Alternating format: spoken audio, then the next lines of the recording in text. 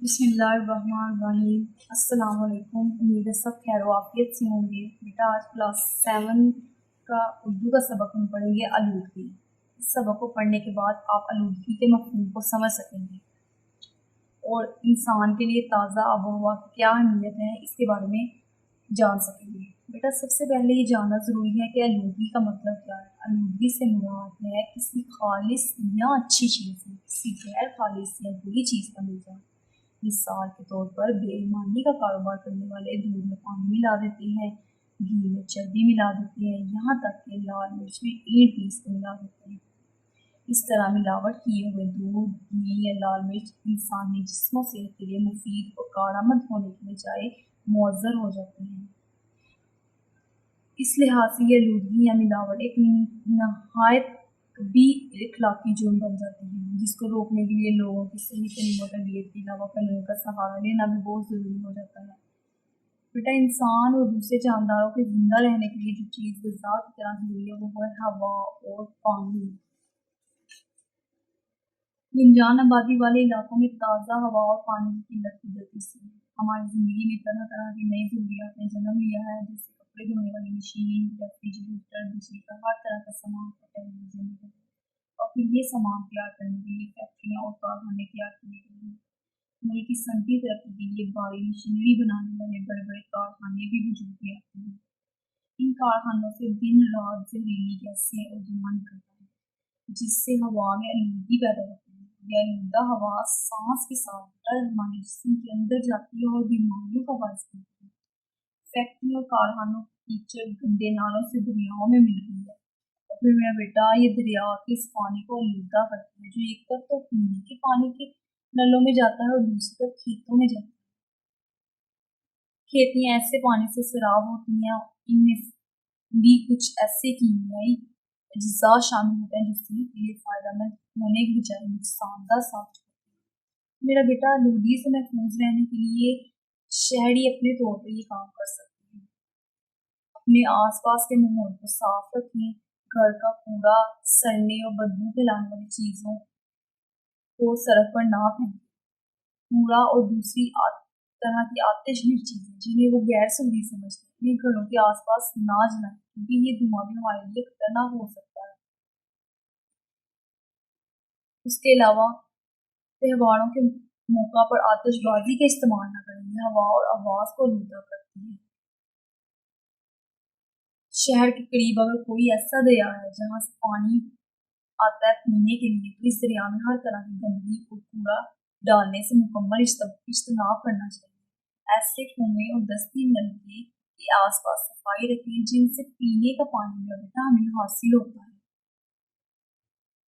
किसी नई जगह पर पानी पीने से पहले अच्छी तरह एहतियात करें। एहतियात के साथ इसके आलूदगी से पाक होने का यकीन करें। अपने आसपास जितने हो सकता है दरख्त पौधे लगाएं और इनकी हिफाजत करें। जगह हासिल करने के लिए इन्हें काट कर ना फेंकें।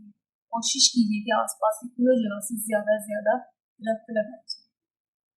फिर बेटा आपने इस कहानी को अच्छे तरीके से पढ़ना है और इसका खुलासा लिखना है अपने लफ्ज़ों में। खुलासा लिखने का तरीका क्या है, आपने इस कहानी को अच्छे तरीके से पढ़ना है, फिर अपने अल्फाज में इस कहानी को आपने लिखना है। तरतीब जो है वो ठीक होनी चाहिए खुलासे की। आगे चलते हैं बेटा हम मश्क की जानिब। जब आप सारी कहानी पढ़ेंगे तो आप इस काबिल हो जाएंगे कि सवालात के जवाब आप खुद कर सकेंगे। आगे मेरा बेटा आपकी लिखाई की महारत है कि आलूदगी में इजाफे के क्या असबाब हैं, ये आपने खुद लिखना है, अपनी कॉपियों पे लिखना है। क्या है तफसील से आपने लिखना है। हम आलूदगी से किस तरह महफूज रह सकते हैं, कम से कम 5 तदबीर, कुछ मैंने आपको बताई हैं, कुछ आपने लिखनी है। 5 तदबीर आपने अपनी बात लिखनी है। ठीक है मेरा बेटा। आगे है जी वाहिद की जमा और जमा के वाहिद लिखे। इसमें से जो वाहिद है उनकी जमा लिखे और जो जमा है उनके वाहिद। मकाम क्या है मेरा बेटा, वाहिद इसकी जमा क्या होगी, मकामात। बीमारियाँ ये जमा है, इसका वाहिद क्या होगा, बीमार। आगे गंदगी ये क्या है, वाहिद, इसकी आपने जमा लिखनी है। इसी तरह आपने सारे देखनी है कौन सा वाहिद है, आपने उसकी जमा लिखनी है और जो जमा है उसकी वाहिद लिखनी है। अगला बेटा मुज़क्कर मुअन्नस अलग अलग करें। आपने अपनी कॉपी पे एक साइड पे मुज़क्कर लिखनी है, एक साइड पे मुअन्नस, दरमियान में लाइन लगानी है। इसमें से देखना है कौन से मुज़क्कर और कौन से मुअन्नस है। इसको अलग अलग करने का आसान तरीका ये है, छोटा सा जुमला बनाएं, आपको पता चल जाएगा मुज़क्कर के मुअन्नस। आलूदगी, आलूदगी बहुत किस्म की होती है तो ये क्या होगा, मुअन्नस। ग़िज़ा, हमें अच्छी ग़िज़ा खानी चाहिए तो ये भी क्या है, मुज़क्कर।